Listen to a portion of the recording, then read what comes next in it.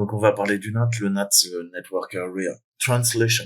Ok, mais le NAT, il englobe, en fait, le SNAT, le DNAT, le PAT et le Port Forwarding.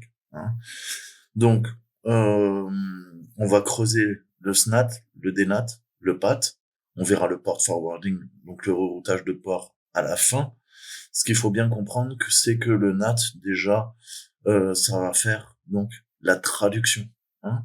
Au niveau de quoi? Au niveau des ports internes et des ports externes. L'avantage qu'on a avec le NAT, il n'y a pas de système de chiffrement, mais on a quand même une sécurité puisque de l'extérieur, qu'est-ce qui se passe? Avec une adresse IP publique en bleu, donc de l'extérieur, on va pouvoir rejoindre plusieurs adresses privées intérieures du réseau, au niveau de la LAN, hein, via éventuellement des switches, mais en tout cas, grâce à la gateway. Alors, la gateway fait l'intermédiaire entre quoi? Entre le réseau privé et le réseau public. Vous savez que votre adresse privée, vous pouvez la choisir. Hein, l'adresse privée, il n'y a pas de problème. Le problème, c'est qu'une adresse privée, elle est quoi? De l'extérieur, elle n'est pas routable. Hein, à l'inverse de votre adresse publique. L'adresse publique, c'est votre ISP qui vous la donne. Hein.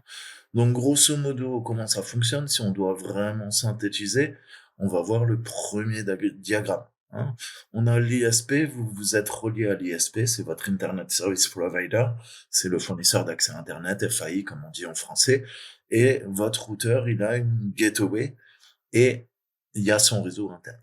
Alors avant, les premiers, au tout début d'Internet, j'avais envie de dire, qu'est-ce qui se passait? On avait une adresse publique, par exemple 1241, en bleu, qui vous reliait à l'ISP. L'ISP vous relie à Internet. Hein, très simplement, on va vulgariser au maximum. Et on voit que on avait quoi? On avait différents ordinateurs qui étaient joignables à partir de une adresse IP. Et après, le switch reroutait les paquets. Hein, donc, grosso modo, on avait quoi? On avait une machine en 1, 2, 3, 139, une autre en 138, une autre en 140, une autre en 141, une autre en 142, toutes reliées au switch. Hein. Et le switch, lui, avait quoi? Avait une adresse en interne, hein, à la gateway de 1, 2, 3, 137. Donc le problème, c'est que, qu'est-ce qui se passe? Ben, c'est que de l'extérieur, en fait, toutes les adresses IP avec ce setup hein, sont publiques. Donc il n'y avait pas de compartimentation, en fait. Hein. C'est-à-dire que de l'extérieur, en fait, je passais par le 1, 2, 4, 1, et puis après, je pouvais accéder au 1, 2, 3, 137. Ça faisait la passerelle. J'arrivais sur le switch et je pouvais communiquer de l'extérieur à n'importe quelle machine. La 139, la 138, la 140, la 141, la 142. Donc on s'est dit, ça craint un peu. Hein. Au début, il y avait beaucoup moins de hackers qu'il y a aujourd'hui, hein, il y a 40 ans.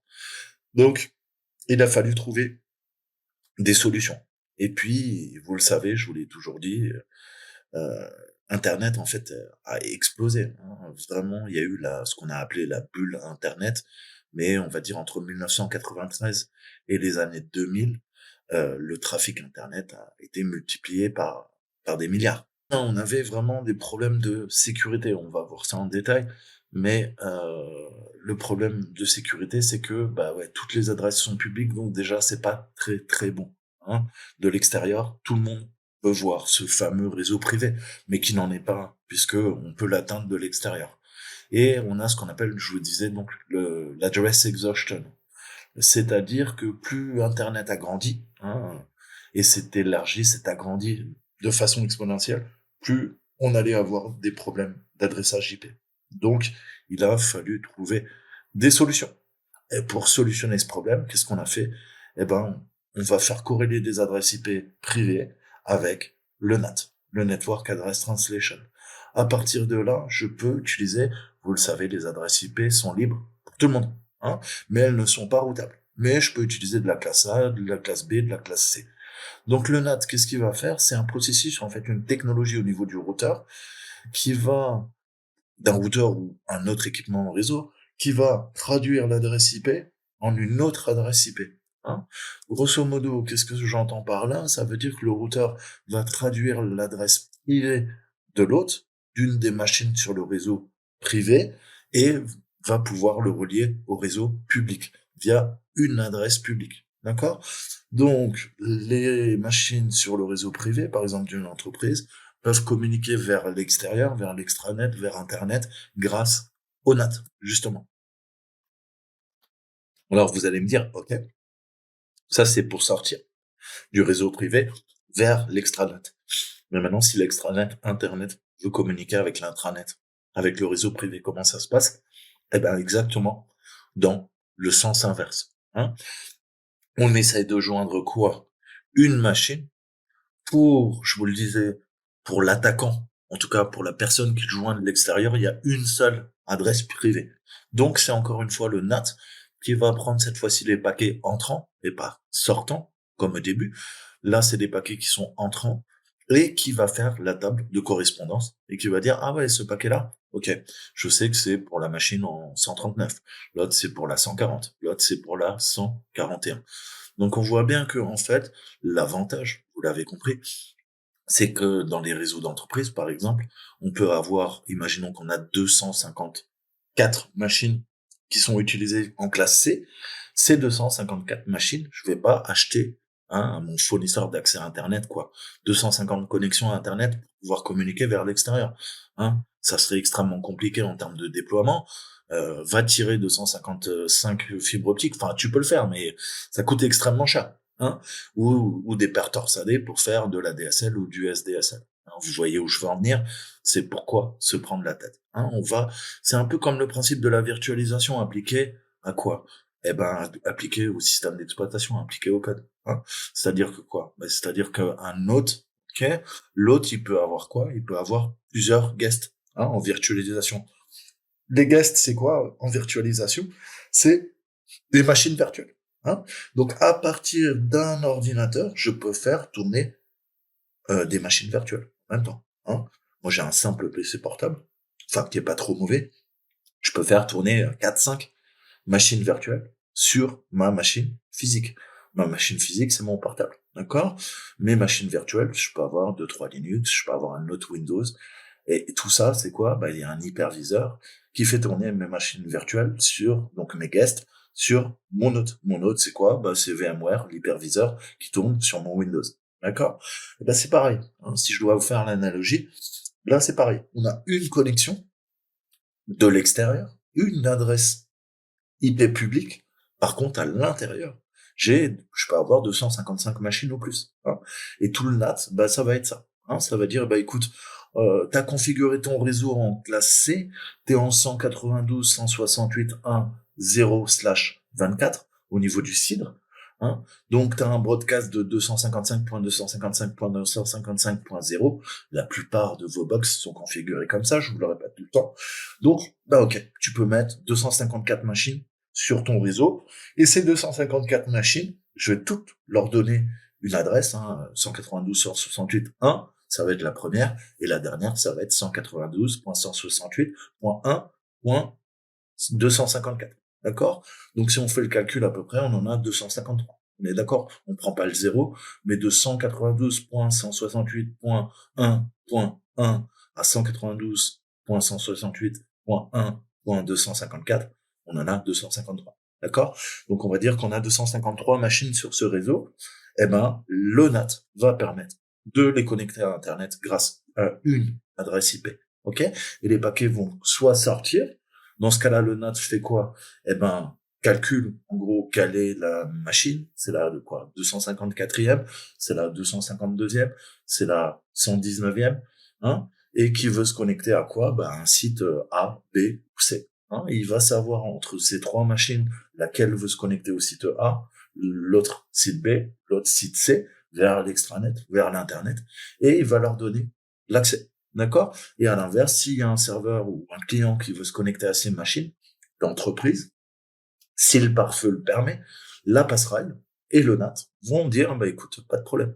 Écoute, il y a 3 clients qui vont se connecter à une seule adresse IP, mais on verra après dans les détails quand même, parce qu'il faut ouvrir des ports.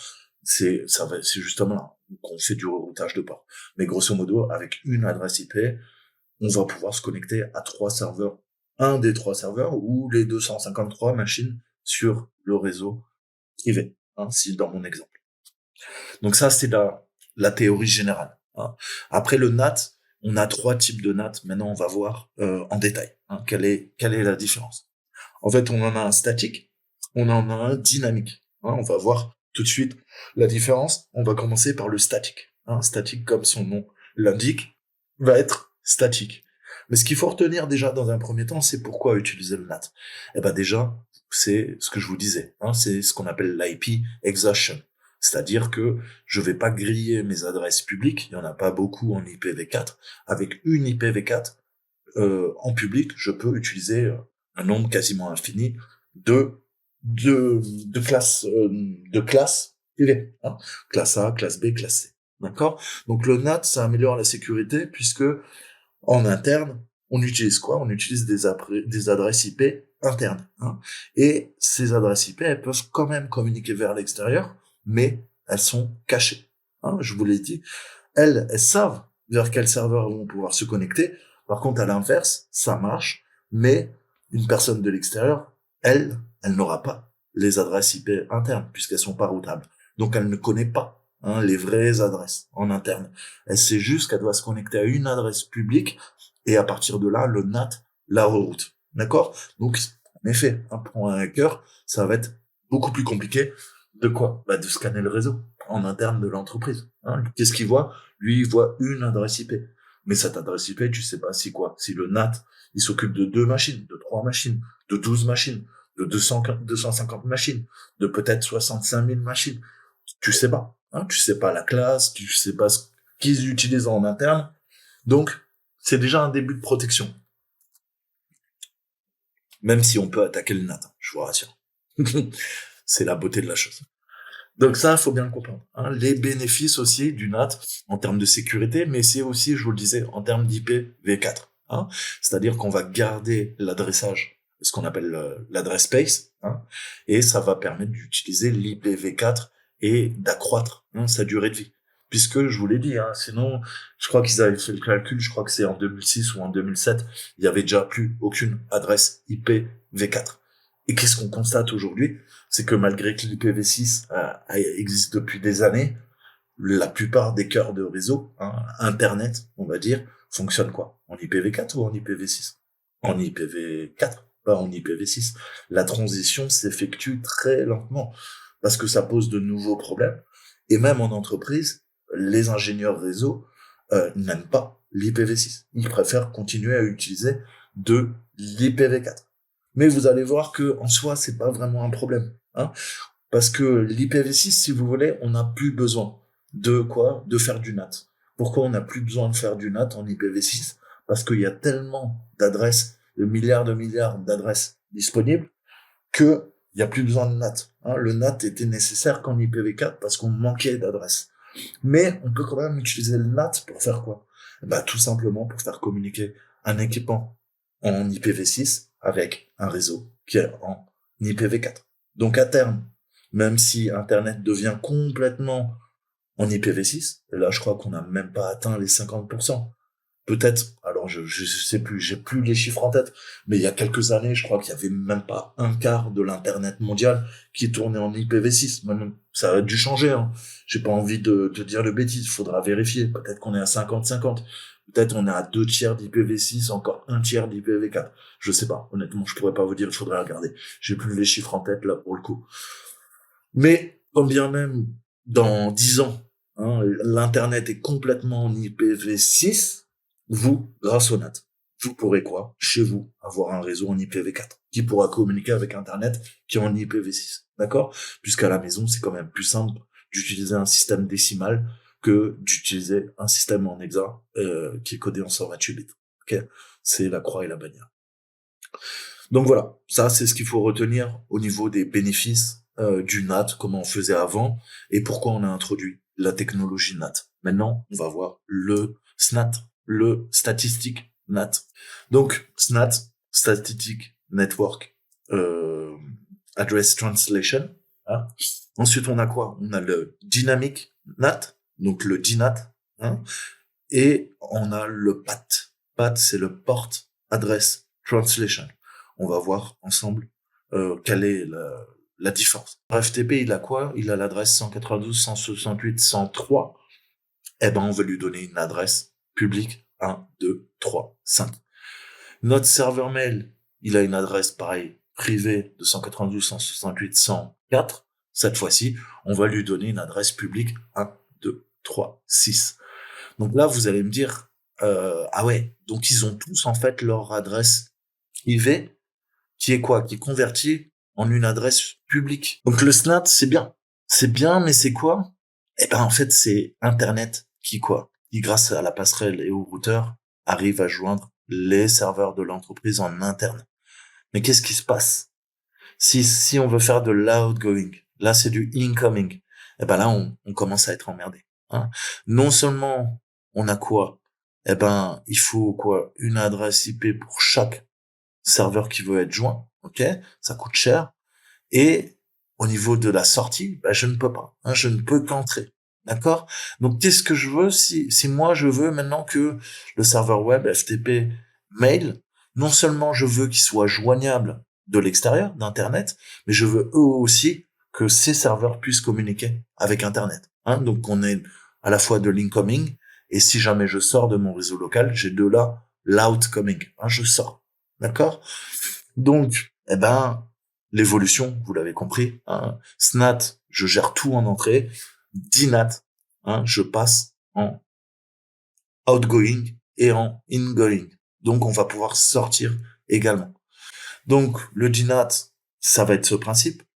On a quoi? On a toujours ce principe d'adresse IP, mais cette fois-ci, vous voyez bien que quoi? Chaque machine va avoir une adresse en sortie publique différente. D'accord? Donc elles gardent leur même adresse sur le réseau local, mais en sortie, on va, grâce à la table NAT, leur donner chacune une adresse IP publique différente. D'accord? Et là, on a plus ce problème qu'on avait en SNAT. En SNAT, je ne pouvais que quoi? Que pouvoir joindre mes machines de l'extérieur, d'Internet. Maintenant, mes machines, mon réseau local peut également quoi? Sortir. Hein? Outgoing. Sortir via le switch. On est relié au routeur. Le routeur fait la passerelle vers l'extérieur.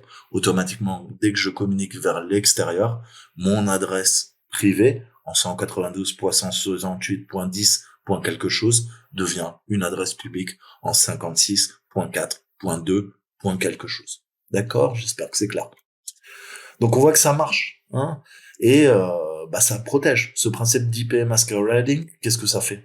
Eh ben c'est très dur de monitorer un seul hôte. Hein. Les hackers vont avoir beaucoup de problèmes de l'extérieur pour mapper le réseau. Hein. Mais quel est le désavantage du Dynamic NAT? Eh ben c'est qu'il est extrêmement cher. Ok? Il est extrêmement cher et vous pouvez utiliser qu'un bloc, un groupe d'adresses publiques. Hein. Au bout d'un certain moment, c'est pareil, plus le réseau va s'agrandir, plus ça va devenir onéreux. Hein. Il faudra des adresses IP publiques, comme je vous le disais dans mon exemple, il va falloir une connexion, 2 connexions, 3 connexions, 4 connexions, ce qu'on appelle des liens à votre fournisseur d'accès à Internet. Hein. Donc c'est pareil. Hein. Vous payez un abonnement à votre fournisseur d'accès à Internet, vous n'avez qu'une adresse IP publique qui peut changer. Hein, elle va être renouvelée à chaque fois que vous redémarrez votre routeur. Généralement, vous avez en fait 4, 5 adresses IP par rotation par votre fournisseur d'accès à Internet. Hein, il vous la change automatiquement tous les 3 mois, 6 mois, ça dépend de la configuration. D'accord? Mais ce que je veux dire par là, c'est que si vous payez un abonnement, vous ne pouvez pas avoir 2 adresses IP publiques en même temps. Et ben là, c'est ce qu'il faudra. Et il en faudra plus de 2. Hein, dans notre exemple, on a quoi? On a 1, 2, 3, 4, 5 machines reliées au switch. Eh ben, il faudra 5 adresses IP différentes. Donc, on voit que tout de suite, c'est quoi? Eh ben, c'est en termes de coût, c'est extrêmement onéreux pour une entreprise. Donc, évolution. Le fameux PAT. Le NAT-PAT. Ok? NAT-PAT. Alors, le NAT, maintenant, on comprend à peu près ce que c'est. Voyons un peu le PAT. Le PAT, c'est vraiment la forme la plus utilisée au niveau du quoi? Du NAT. Donc, le Port Address Translation, donc littéralement, adresse de traduction du port, c'est la forme la plus utilisée de l'adresse de traduction réseau. D'accord? Alors, comment ça fonctionne cette fois-ci? En fait, avec le PAT, chaque hôte sur la LAN, hein, donc le Local Area Network, le réseau local, est traduit, hein, au routeur via quoi? Via une adresse publique côté WAN. Hein. Donc rappelez-vous, vous avez votre routeur, on va dire à gauche de notre exemple, on a notre LAN, à droite, on a notre WAN, Wide Area Network. Le WAN, c'est les points de terminaison de votre fournisseur d'accès à Internet qui vous permet de communiquer avec Internet, l'extranet. D'accord? Le LAN, à l'inverse, c'est chez vous, c'est votre réseau local. Ça peut être quoi? Votre imprimante en réseau, ça peut être votre téléphone, ça peut être une tablette, ça peut être votre PC, ça peut être une console de jeux vidéo, etc., etc. Donc, au centre, on a quoi? Eh ben, on a la passerelle et le routeur qui quoi? Qui associe deux mondes, le monde ouvert, l'extranet, l'extérieur, euh, Internet, et le monde fermé, basé sur des adresses privées, et c'est le LAN. D'accord? Et le routeur, lui, il a quoi? Il a une adresse, hein, 192.168.10.1. Qu'est-ce que ça veut dire maintenant? Eh ben, ça veut dire que il y a une adresse, 192.168.10.1 du routeur, qui va permettre de quoi? Eh ben, de sortir du réseau local pour aller vers Internet et de envoyer des paquets d'Internet qui vont rentrer sur le réseau local, aux différentes machines. Donc là, vous allez me dire, ah ouais, mais comment le routeur, il sait, en fait, que ça va marcher? Et quelle machine, en fait, est en train de communiquer? Eh ben là, on a la fameuse table dont je vous parlais, ce qu'on appelle de l'IP masquerading, hein, la mascarade d'IP. Je vous en ai parlé en Dynamic NAT. Comment ça se passe? Pourquoi on parle de mascarade? Parce que vous allez camoufler les vraies adresses IP. Hein, encore une fois, sécurité. Alors, qu'est-ce que j'entends par là? Eh ben, dans notre exemple, vous voyez bien que sur le routeur, il va y avoir quoi? Une table. Une table, c'est quoi? Eh ben, c'est ni plus ni moins que des lignes et des colonnes. Et dans ces lignes et ces colonnes, on va quoi? Eh ben, on va stocker deux valeurs. La première valeur, ça va être les valeurs de nos différentes périphériques qui sont reliées au switch, c'est-à-dire les ordinateurs de mon entreprise. Et on sait qu'on a quoi? Eh ben, je prends la première machine, c'est la 192.168.10.2. Là, dans ma table de routage, au niveau du NAT, dans la table NAT, pardon, je vais lui dire, eh ben, écoute, en interne, moi, je sais que c'est 192.168.10.2. Eh ben, à l'extérieur, hein, tu vas lui donner l'adresse 56.4.2.1. Après, la 192.168.10.4, tu vas lui donner la 56.4.2.2. On continue. La 192.168.10.6, tu vas lui donner la 56.4.2.3. Donc vous voyez bien encore une fois quelle est la différence avec le statique. C'est quoi? C'est que on avait une seule adresse en sortie publique pour le SNAT, et pour le DNAT, on a une adresse, encore une fois, par machine. Il va pouvoir faire, bah, tout de suite, il va pouvoir déjà gérer, pas de problème, beaucoup plus de trafic, hein, notamment en sortie. Peu importe le nombre de machines que j'ai d'adresses privées en entreprise, dans mon réseau privé, je vais pouvoir, sans problème, m'adapter à le fait que mon réseau s'accroît et que je pars de 3 machines, je pourrais en mettre 10, je pourrais en mettre 15, je pourrais en mettre 20, 30, 50. C'est pas le problème. Grâce au Dynamic NAT. C'est quoi la différence? Bah, la différence, c'est qu'on a toujours notre réseau local avec les fameuses adresses IP, hein, pour chaque machine. J'ai un 192.168.10.3, j'ai une autre machine qui est en 10.2, une autre machine qui est en 10.4, une autre machine qui est en 10.5, une autre machine qui est en 10.6. Elles sont toutes reliées par un câble Ethernet au switch, d'accord, qui fait l'interface. Et ce switch est relié à mon routeur, d'accord? Donc, qu'est-ce qui se passe concrètement? On va attacher un port unique à, à la, à la partie WAN. Alors, qu'est-ce que j'entends par là? Imaginons que quoi? Que je veux me connecter à un serveur web. Le serveur web, il est en 234.1.2.33. D'accord? Mais en fait, ce serveur web, il a quoi? Il y en a un qui a l'adresse en interne privée 192.168.101. Il y en a un autre qui a la 192.168.100.78. Donc de l'extérieur, si je mets juste l'adresse IP dans mon navigateur, qu'est-ce qui va se passer? Eh ben, ça va bloquer. D'accord? Donc, qu'est-ce qui se passe en fait? Donc, qu'est-ce que fait le routeur grâce au PAT? Eh ben, il va faire correspondre les adresses privées LAN avec les adresses publiques LAN. D'accord? En leur quoi? Eh ben, tout simplement en faisant jouer le numéro de port. Hein? Le numéro de port, vous savez que sur une machine, on a 65 536 ports. Je vous ai dit quoi? Je vous ai dit tout à l'heure que c'était codé en 16 bits. 2 puissance 16 est égal à 65 536. Vous pouvez faire le test. D'accord? Donc, à partir de là, vous voyez qu'on n'est plus embêté. Je n'ai plus besoin de payer quoi? 50 000 liens ADSL ou fibre? Pourquoi? Parce que avec une adresse publique, comme c'est le cas chez vous quand vous payez un abonnement Internet, vous pouvez relier autant de machines que vous voulez. En tout cas, 65 536. D'accord? C'est-à-dire que chaque port va être utilisé ou pas. Hein, ça, tout va dépendre du nombre de machines. Mais en tout cas, un port va être utilisé pour rerouter le trafic de l'extérieur vers les autres en interne avec leur adresse privée.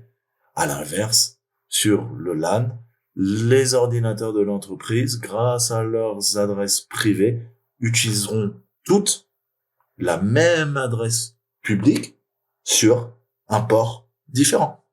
D'accord? Donc ça, j'espère que c'est vraiment clair. Hein? On a quoi? On a un réseau en interne sur notre gauche. C'est un tuyau, un pipeline. Hein, si on fait très simple, c'est notre LAN, Local Area Network, réseau local. Et qu'est-ce qu'on voit? Eh ben, on fait des tables, pareil, de correspondance. Cette fois-ci, cette table de correspondance, c'est quoi? C'est pas la conversion adresse publique. Hein, c'est plus adresse privée avec adresse publique. C'est adresse privée port en interne avec le port en externe de l'adresse publique. Donc ça, vous le voyez tous les jours. Dans des CTF, qu'est-ce qu'on fait? On va sur l'adresse IP dans notre navigateur web et on joue sur les ports. Qu'est-ce que je fais? Je change. Je mets 2.80, 2 points, je mets 443, 2 points, je mets 80-80. Pourquoi on fait ça? Eh ben justement, c'est pour jouer sur le PAT. Hein? À quoi ça sert? Avec une seule adresse IP, je vais héberger plusieurs serveurs accessibles de l'extérieur. Chaque serveur aura un port différent, mais la même adresse IP publique. Par contre, il y aura la traduction, puisque en interne, vous savez qu'on n'utilise pas l'adresse publique, on utilise l'adresse privée. Et cette adresse privée, ils auront chacun leur adresse privée. Il y en aura un qui aura 192.168.101, il y en aura un autre qui aura 192.168.100.78, hein, et un autre 254, par exemple. Mais qu'est-ce qui compte? C'est que les deux machines en interne, on a quoi? On a lié leur port 80, quoi, à l'extérieur, grâce à notre routeur. Et de l'extérieur, ce port 80, eh ben, pour une machine, il sera atteignable via l'adresse publique de 134.1.2.33 sur le port 8000. Et pour l'autre machine, ça sera la même adresse IP publique, mais cette fois-ci, ça sera le port 8001. Mais les deux, en interne, c'est le même port qui est rerouté. Vous comprenez bien? C'est le port 80. Pourquoi? Parce que c'est deux serveurs web. On veut pouvoir les joindre. Donc, c'est ça qui est un peu déroutant. En réseau, c'est bien comprendre ce principe de source, de destination. Hein? Vous, quand vous allez dans votre navigateur, vous vous connectez quoi? Au port 80. D'accord? Au port 80 de la machine. D'accord? C'est tout le temps la même chose. Puisque vous utilisez quoi? Le HTTP, le HTTPS. Mais qu'est-ce qui se passe, en fait? Si jamais un administrateur décide de quoi? De faire tourner quoi? Le protocole HTTP sur le port. C'est plus le 80, c'est quoi? C'est le 12800. votre navigateur, qu'est-ce qu'il va faire? Vous tapez http totolehacker.fr. Et ben, votre navigateur, ben, il peut pas comprendre. Il va dire, ah ouais, non, il n'y a pas de site à cette adresse. Mais c'est normal. Parce que si vous mettez 2 points, totolehacker.fr, 2 points, et là, vous mettez 12600, 12800, vous lui indiquez le bon port, là, il va arriver à se connecter en HTTP sur le port 12600. Mais c'est plus le port par défaut, qui est 80. Donc, qu'est-ce que j'entends par là? Dans notre exemple, on a pris 8000 et 8001. D'accord? Mais vous imaginez bien que pour tant de Janine, ça serait extrêmement compliqué. C'est pour ça que, par convention, on laisse le port 80, on laisse le port 443 par défaut. À moins que ça soit des bidouilles en interne dans une entreprise et on essaie de cacher les ports de la machine. D'accord? Mais si vous voulez vous accéder à Internet, si tout le monde s'amusait à changer de port, vous imaginez bien que ça serait le bordel. Il faudrait également non seulement connaître l'adresse IP, ça à la limite c'est pas grave, c'est le serveur DNS qui la résout le nom de domaine en adresse IP pour vous. Par contre, lui, il connaît pas le port. Ok, donc il faudrait connaître le port pour pouvoir s'y connecter. Grosso modo, Internet serait une chienlit. D'accord? Donc il faut bien comprendre que voilà, je me connecte à la port de destination.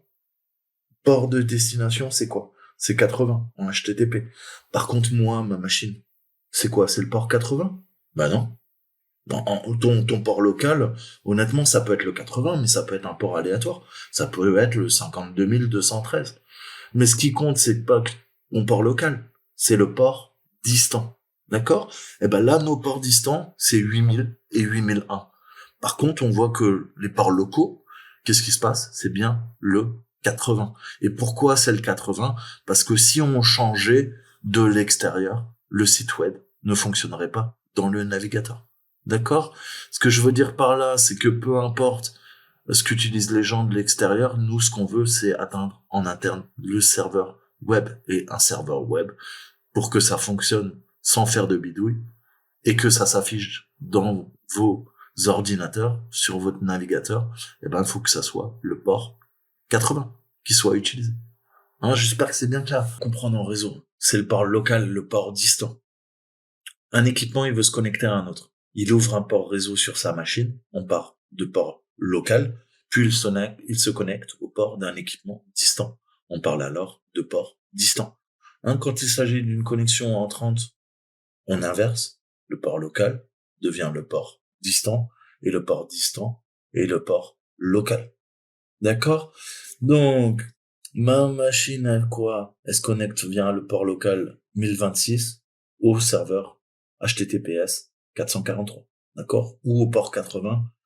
Du coup, c'est HTTP www.google.fr. Elle utilise 2 ports en local, le 1026 pour du HTTPS 443 vers le site de Malécal et le 1025 pour du port 80 sur www.google. D'accord? Et de tunneling.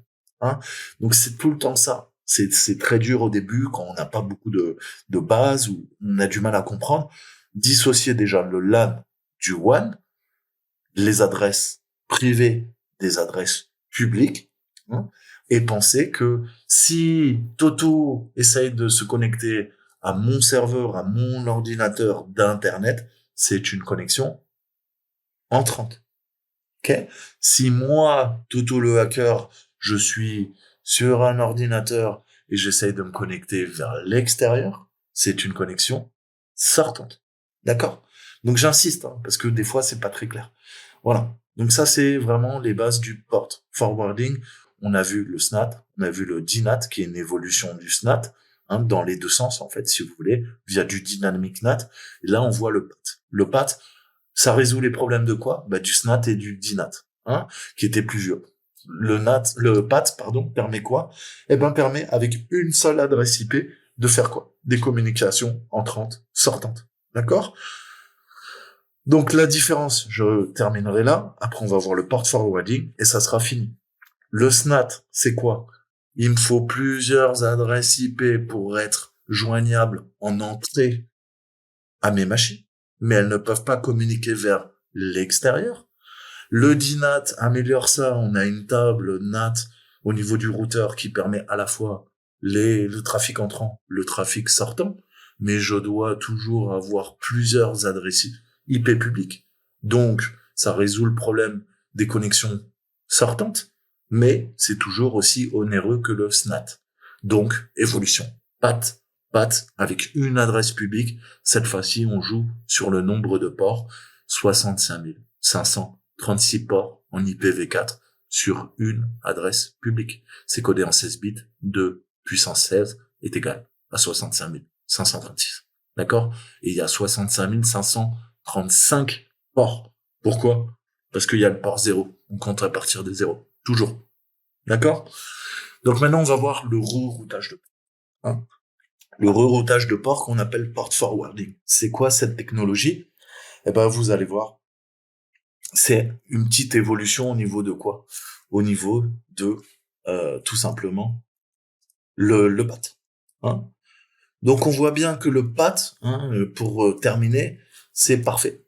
Les paquets entrants, sortants, automatiquement le routeur il regarde sa table NAT, il mappe les adresses IP privées en interne avec l'adresse publique en externe et son port dédié. Il n'y a qu'une adresse IP en extérieur, donc elle est publique, et il y a plusieurs adresses privées en interne au niveau de la LAN. D'accord? Donc le PAT, il peut gérer autant de quoi? D'hôtes en interne que il y a d'adressage en port number space en TCP. Donc 65 536. 16 digits. D'accord? On est sur de l'encodage en 16 bits. Donc, certains de ces protocoles, de ces nombres, sont des protocoles couramment utilisés, hein, mais on en a plein. On en a des dizaines de milliers de protocoles qui peuvent être utilisés, de ports, en fait, hein, qui sont disponibles pour le PAT. Le port forwarding, en fait, va gérer encore plus le trafic entrant. Hein. C'est le scénario typique où vous avez uniquement une adresse publique, mais vous avez besoin de quoi? De plusieurs serveurs, hein? Plusieurs serveurs qui soient quoi? Qui soient accessibles depuis l'extérieur, depuis l'extranet, depuis Internet, hein? Typiquement, c'est ce que tu as à la maison. À la maison, t'as quoi? T'as une connexion que tu payes à ton fournisseur d'accès Internet. Lui, il te dit quoi? Il te dit, bah écoute, tiens, je te donne une adresse IP. Et là, tu dis, ah ouais, mais j'ai quand même envie d'héberger 3 serveurs. Et tu peux même en héberger plus. D'accord? Donc là, tu fais quoi? Eh ben, tu prends ton Linux et tu fais tourner un serveur de fichiers, tu fais tourner un serveur de mail, tu fais tourner un serveur FTP. Par exemple, bah FTP, je vous ai dit de fichiers, mais un serveur HTTP, pardon, un web serveur. Donc là, maintenant, tu as 3 serveurs qui tournent sur une machine Linux et tu veux que les gens de l'extérieur puissent venir. Mais les gens de l'extérieur, comment ils communiquent avec toi? Grâce à une seule adresse IP publique. Comment on va faire alors? Parce que là, j'ai 3 serveurs et j'ai 3 serveurs, j'ai qu'une adresse IP publique. Comment on peut faire? Eh ben, on va typiquement utiliser le port forwarding. Alors, comment ça marche? J'ai mon serveur web, il communique sur le port 80 en interne. Le serveur FTTP, il communique par quoi? Le port 21 en interne. D'accord? Et mon serveur mail, qu'est-ce qu'il fait? Il communique via le SMTP sur le port 25. Eh ben, c'est aussi simple que ça. Internet va utiliser mon adresse publique. Dans mon exemple, c'est quoi mon adresse publique? Eh ben, ça va être 200, 100, 10, 10. OK? Et après, ça va être à l'utilisateur, hein, de quoi? Eh ben, d'utiliser le bon port. S'il utilise le port 25 en vert, il va tomber sur mon serveur mail. Hein. S'il utilise le port 21, il va tomber sur mon serveur FTP en marron, hein, ou en jaune foncé. Hein. Et si il utilise le port 80, il va tomber sur mon serveur web en rouge. D'accord? Donc de l'extérieur, en fonction du port, toutes les connexions entrantes sont reroutées en fonction des ports. port 80 HTTP, port 21 FTP, port 25 SMTP. D'accord? Et automatiquement, la gateway, le routeur, sait que, il y a un gars qui essaie de se connecter à 200.100.10.10, 2.80, eh ben, je sais que c'est le serveur web. Et le serveur web, en interne, il a quoi? Il a l'adresse privée 192.168.102. Il y en a un autre qui arrive qui fait port 21. Ok, pas de problème. Je le route automatiquement vers le serveur FTP. Cette fois-ci, mon serveur FTP, il a quoi? Il est en 192, 168, 100. Avant, c'était 2. Maintenant, ça sera 3. Et si jamais c'est le port 25 en entrée, eh ben je reroute automatiquement via la gateway, le routeur, sur ma dernière machine, le serveur mail. Et si le serveur web est sur la 2, le serveur FTP est sur la 3, eh ben le serveur mail sera sur la 4. Ok? Vous rappelez que en 192, 168, 100.0, on est en broadcast 255, 255, 255, 0. Donc, le dernier octet est utilisé pour les machines. C'est vrai, il est utilisé pour les machines. La deuxième machine est utilisée pour mon serveur web. La troisième machine est utilisée pour mon serveur FTP. Et la quatrième machine est utilisée par mon serveur mail. D'accord?